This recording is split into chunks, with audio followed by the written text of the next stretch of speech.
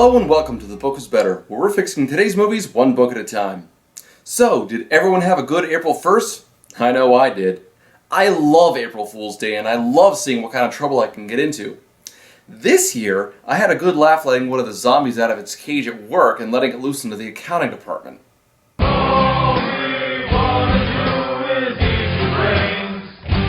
not unreasonable. I mean, no one's gonna eat your eyes. I have an interesting job. Unfortunately, management didn't think it was that funny and they threatened to fire me unless I dedicated the next month to chick flicks. Yeah, chick flicks aren't really my thing, but I can appreciate the artistic value that some movies can have. To start, we're watching The Time Traveler's Wife. It's a cutesy film that came out in 2009 starring Eric Bana and Rachel McAdams. Other reviews of it range from a wonderful adaptation that all fans will love to some people saying very little in the film worked, with a lot of people just muddling about in the middle. A lot of people seem to give the movie a middle-range rating, giving the movie a solid meh. The book was written by Audrey Niffenegger in 2003. It tells the tale of a man who bounces around time like a rubber ball.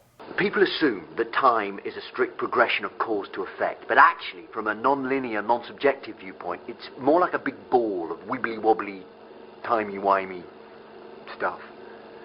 It's a very well-written book, the kind where the proper atmosphere is reading it on a windowsill with a British accent. It's a routine day in October, sunny and crisp. I'm at work in a small, windowless room on the 4th floor of the Newberry, cataloguing a collection of marbled papers that had recently been donated. The book is very well written, with the prose changing styles depending on who's narrating and at what age. For example, Claire at age 6 uses run-on sentences and simple words, while adult Claire speaks much more elegantly with a dash of French now and then. What's interesting is that our time-traveling protagonist has absolutely no control over his unique power, which makes having a normal life absolutely impossible. His relationship with his girlfriend and eventual wife Claire is strained, but still a loving one. So screw you, Nicholas Sparks! Someone found a better way to write a love story. This is The Time Traveler's Wife.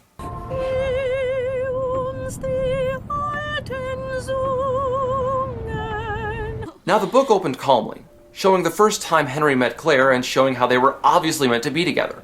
It was sweet, romantic, yet left the reader curious as to how Claire had already known Henry for years. Let's see how the movie starts us off. Henry! Jesus! Okay, so we have a dead mother, an exploding car, and naked 6-year-old. Next scene! Next scene! We get a scene in a library where Claire is looking for some research material, and Henry is coming back from— Whoa! Hello, Eric Bana's ass. Yeah, that's also worth noting. When Henry time travels, he can't take his clothes with him, which lands him in trouble a number of times, either because he's caught stealing clothes or because people attack him for his fashion sense. But I have no idea what they're talking about. Real men wear pink. So Claire recognizes Henry as the man that she had met so many times in her childhood, and I know this is meant to be a confusing opening to an otherwise awkward romantic start, but watch this and tell me it doesn't come off like something your stalker would say. Look, I know how odd this must be for you. Would you like to have dinner with me? Henry, we've been planning this dinner for a long time. We have? It's just that you're my best friend.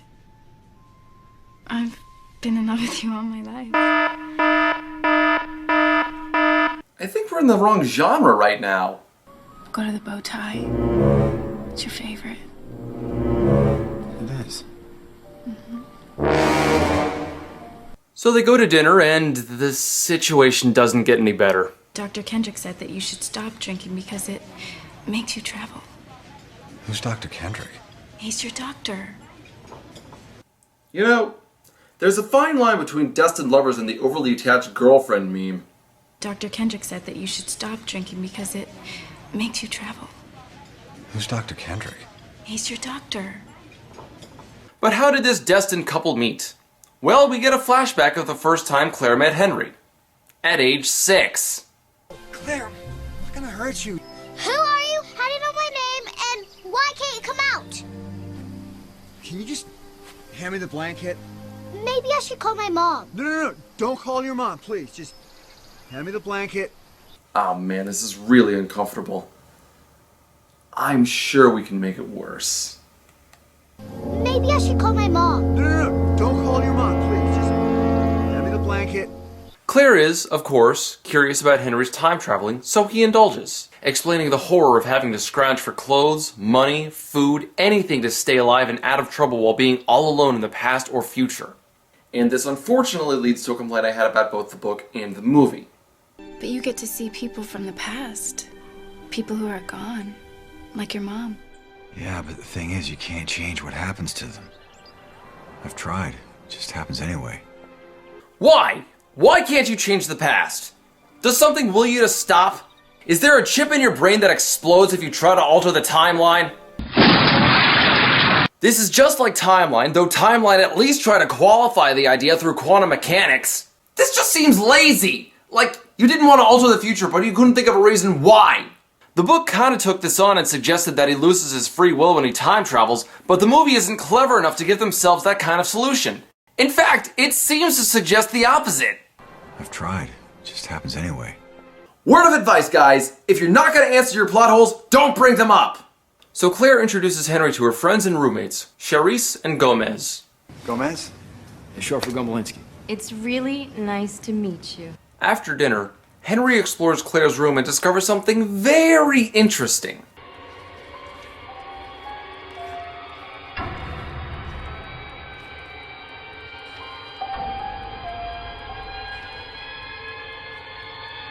Are you reading my diary? That was private. Yeah, I mean, it only detailed every moment that she stalked him from the time she was 6. But hey, that only turns guys on more. And to prove this, we go to correspondent Michael Douglas. Michael? Thank you, Michael. Jump forward a little bit and we see Gomez walking out of a bar when he hears a commotion in the alleyway. Henry! Gomez. What are you doing? Goddamn homophobe. Oh, dude, what in the hell are you wearing? Yeah, it's a tad rushed in the movie. The book handles it much better. I'm stomping the living shit out of a large drunk suburban guy who had the effrontery to call me a faggot, then tried to beat me up to prove his point. What? Gomez follows Henry, demanding answers, but Henry doesn't have many to give. Look, I don't give a shit about you, but Claire I care about, so why don't you tell me what the hell this is all about? You want to know? I'm going to tell you. Because you and I are going to be friends for a long time. So you might as well know now. Know what? I look older, right? Not really. I disappear. I travel through time. I have to break and enter, steal clothes from the first person I see. You name it, I've done it. Oh, the guy time travels a little and thinks he's done everything. Well, Mr. Badass, have you ever brought defiance to the silent, changed the mood with the ood, made a friend and kicked some ass with old Captain Jack, drive the TARDIS, beat the Master, save the timeline from disaster, stop the Cybermen and Daleks when they went to war? Thank you. Thank you.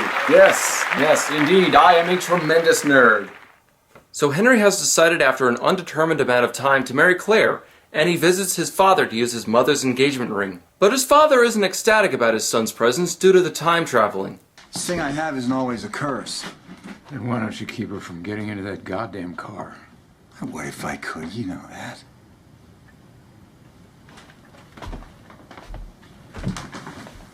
Watched her die hundreds of times.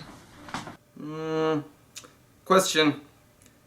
Let's say for the sake of argument that Henry's using hyperbole here and he's only seen his mother's death about 24 times, let's say.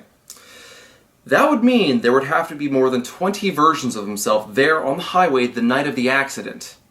Where are they? This is why I usually don't watch movies about time traveling, because it's so easy to make plot holes. The book at least covered this by explaining that he landed in other people's cars or that he was hidden as part of the rescue crew. What excuse does the movie have other than no one was paying attention to what they wrote in the script?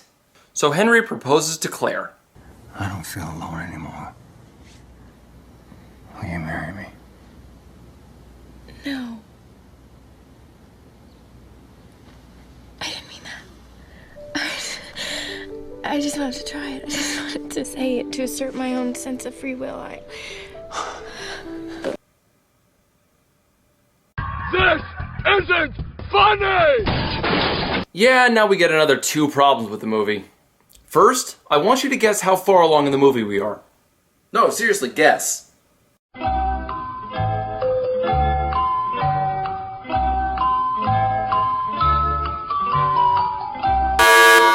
Yeah, believe it or not, we're only half an hour into the movie. 35 minutes in and we're already getting a wedding scene. The book at least waited until about the halfway point to do this because by then, we were invested in the characters. The pacing in the movie is so rushed that the audience doesn't have time to appreciate what's going on. And second, this comes down to show, don't tell. The movie tells us that these two are in love, but we barely see it. We barely know anything about these two as a couple, and so we have very little reason to be invested in their lives. We want to be happy for them, it is a wedding after all, but at the same time, we have no reason to care. This is like going to the wedding of the one guy at the office you never talked to, but he said there would be an open bar, so you might as well drop in.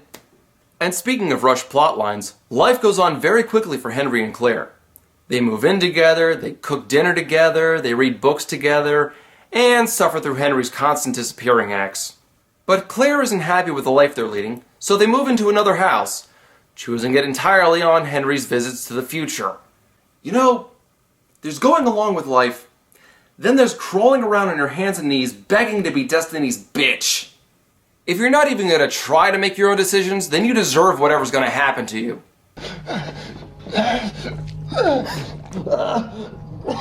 Yeah, okay. You totally deserve that. Just now. Go to commercial! Go to commercial! Fuck! Henry's worried, understandably, that he will meet a violent end, but Claire tells him not to worry about that because they're gonna have a baby. Well, they would if the fetuses weren't tearing holes in the time-space continuum inside Claire's womb. My wife had a miscarriage. What if the baby's a traveler like me? What if it has the same genetic anomaly? What if it traveled out of the womb? You need help.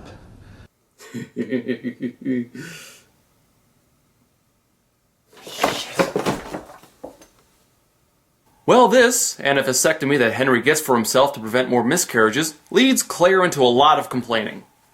What's wrong with me wanting one normal thing in my life? You came to that meadow, and you forced yourself into the heart and the mind of a little girl. You have a choice. I never had a choice. Oh, come on. River Song almost never gets to see her husband, yet she calls him sweetie all the time. Spoilers. Okay. That's the last Doctor Who joke I do this episode, I promise.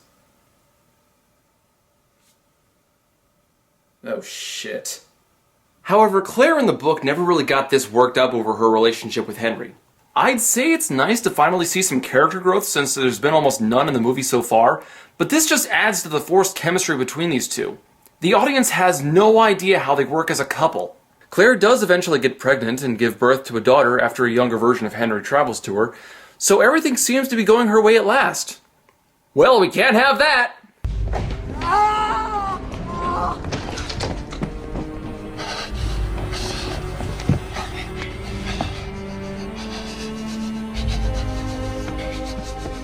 So Henry winds up getting severe frostbite. Somehow. The movie never really reveals what happened. Now whenever he time travels, he has to hobble around on one foot. And it's during one of those trips that he sees this. Something I forgot to mention is that for the second half of the movie, Henry has a really fatalistic attitude. Ever since he saw himself with a bullet hole in his stomach, he convinced himself that he was going to die sometime in his early 40s. He now knows how he'll likely die, and he can guess that he'll die at some point in winter with fireworks. And we could all probably guess when that'll take place. And what does he do to prepare for this fate? Absolutely nothing! He's so set in this bullshit you can't change the future thing that he isn't even willing to overcome his own death, which would leave his wife a widow and his daughter without a father. The book at least drew on this and explained how tired he was after the long, bizarre life he lived, but the movie never elaborates, so we have no idea why he's giving up so easy. Hell, in the book, he points out that he's time-traveled so much that he doesn't even know exactly how old he is anymore. This just comes off like he doesn't feel like trying, even though he has a wife and a daughter who are dependent on him. I mean, what kind of a selfish prick would do something like that? Our hero, everybody. A man of fatalistic inaction. Instead, you know what he does do? He throws a party so he can say goodbye to all of his friends.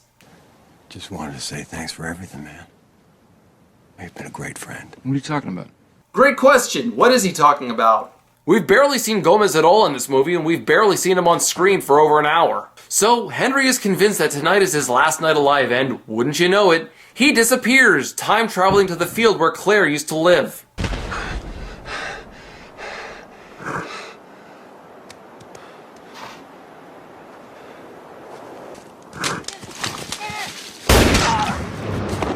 Guys, who let Dick Cheney go hunting again?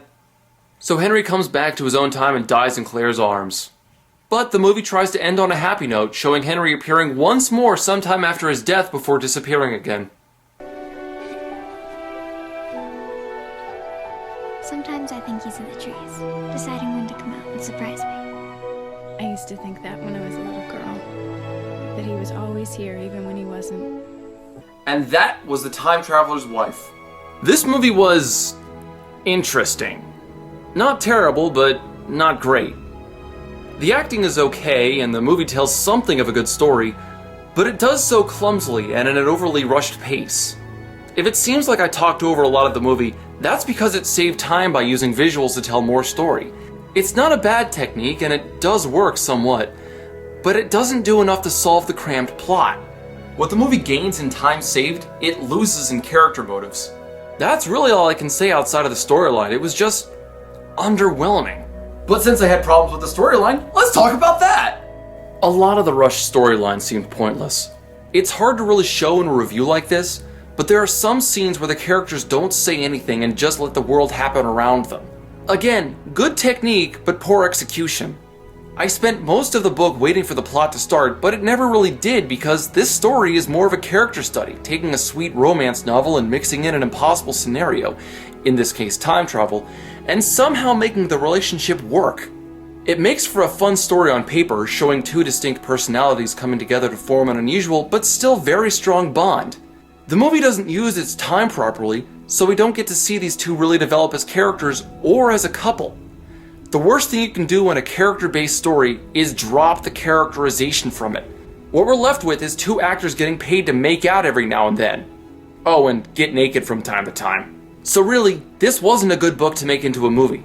It's too rushed, and there's too little to the characters. You might as well rename this to Romantic Cliff Notes, the movie. I'm Crimson Rogue, and if you'll excuse me, I'm in the mood for time traveling done right.